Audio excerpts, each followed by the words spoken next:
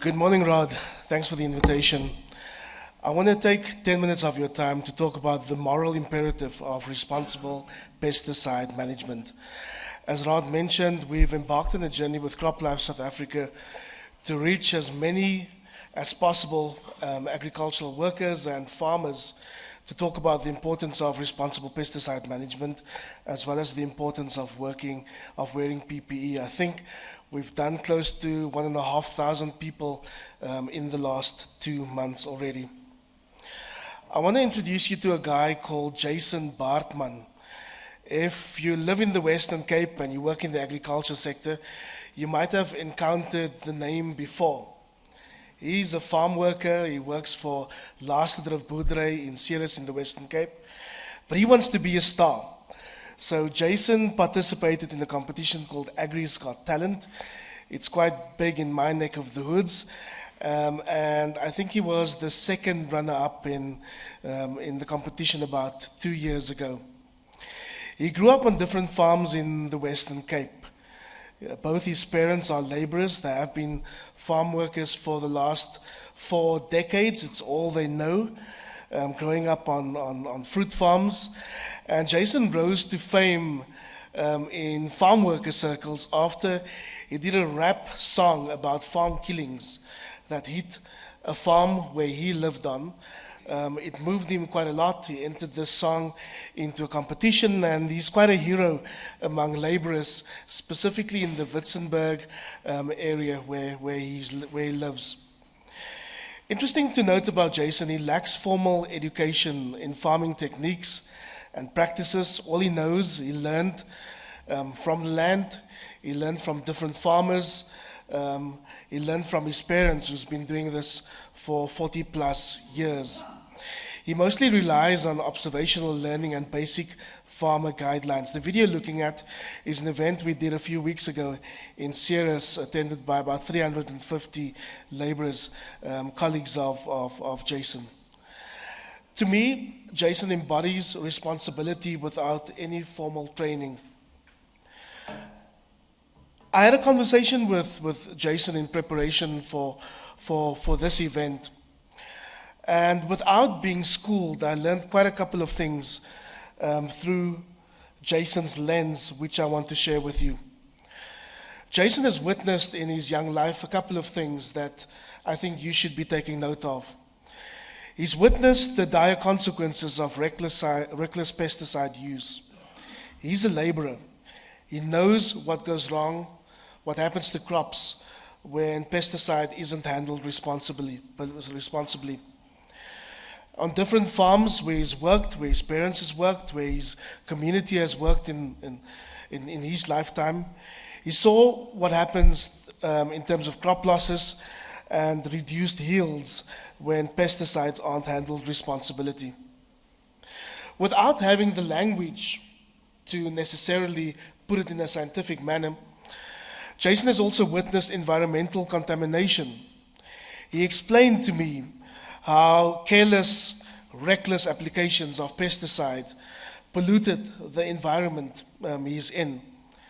He's seen what has happened to soil health, to water quality, to biodiversity. Of course, he's seen his colleagues, his parents, his community become sick when they're working with pesticides and they're not handling it responsibly. Today, he works at quite a great farm, Laasterdrift Boerdery, with a very inspirational farmer who takes this kind of thing very seriously. But I mean, there are 1,000 workers who work out in the sun. The farmer isn't always there to observe whether they're wearing their PPEs when it's 40 degrees in Ceres. So people become sick. Jason has witnessed the health risks caused by a lack of safety training. He also has a first-hand view on community health concerns. Now, I don't necessarily think this is all based on fact, but it's certainly the perception of people like Jason who work the land. He noticed the wider community impact when pesticides drift beyond farms, raising concerns about farmers' responsibility and what some workers perceive as endangering their workers. In the area that Jason operates, there are big movements that funded by European money who make these workers believe that the farmers are killing them by allowing them to work with pesticides. And I think it's our responsibility as the people who know better to inform people of like Jason, not only about his responsibility, but also about the consequences when using pesticides. Sadly, Jason isn't alone. Stats SA tells us from the latest census that there are about 837,000 people who work on farms facing similar challenges with pesticide management and limited training. Their health, their safety, their livelihoods depend on better education and resources for responsible pesticide use, as well as personal protective equipment. There's a picture. It's interesting to see Gerrit interacting with farm workers, a bit of a rock star. It also has an impact on food security. Proper pesticide management is not just about protecting crops, it's about safeguarding the very foundation of our food system. And at Food for Mzansi, we believe that protecting farm workers isn't just a moral imperative, it's an essential step in securing the stability and also the reliability of our food supply. People like Jason, people like the people you see on the pictures, Jason's colleagues, different farms. The top picture is in Robertson in the Western Cape. They are the backbone of the agricultural sector. Their well-being directly impacts us and our ability to put food on the table for families across the nation. In closing, I'd like to spend a minute or so to help you think through what the implications of all of this is. We believe that firstly, we've got a duty to empower others to use their responsibility responsibly.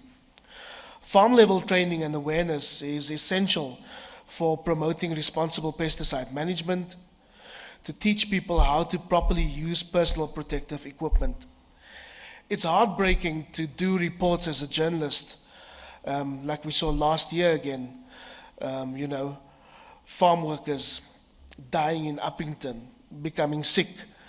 Not that they don't have the PPE, it's just too hot or nobody's watching that they're actually wearing it. And often they do not have the training except what has been passed through generations to handle pesticides. Training equips farmers to protect their farm workers' health. It preserves the environment, ensures sustainable agricultural practices. It also helps to mitigate risks such as crop damage, environmental contamination, and health hazards. Of course, we can get people like Jason and 835,000 others to help us promote compliance and best practices. Training promotes this. It promotes compliance with the latest regulations and encourages adoption of best practices in pesticide management and safety. It's one thing for a piece of legislation to be published in the government gazette, but it becomes an entirely different game when that has to be translated in a language like people like Jason can understand and live. What I've learned from a session with Dr. Gerrit Verdoren, sometimes it takes as much as 17 times for somebody to hear something before it sticks. That's a huge responsibility that all of us in this room has. It also helps to build resilience in agricultural communities, enhancing their ability to thrive amidst challenges. So in closing, I'd like you to join us on this journey. Many of our partners are already in this room. We've got a great responsibility to agricultural workers, to farmers, to especially, I think, new era farmers, all about hustle culture, many of them surviving, but they do not have the experience, the knowledge, and the formal training to protect people like Jason Bartman. Thanks for your time. This is the first time in history that I ended with 22 seconds to spare.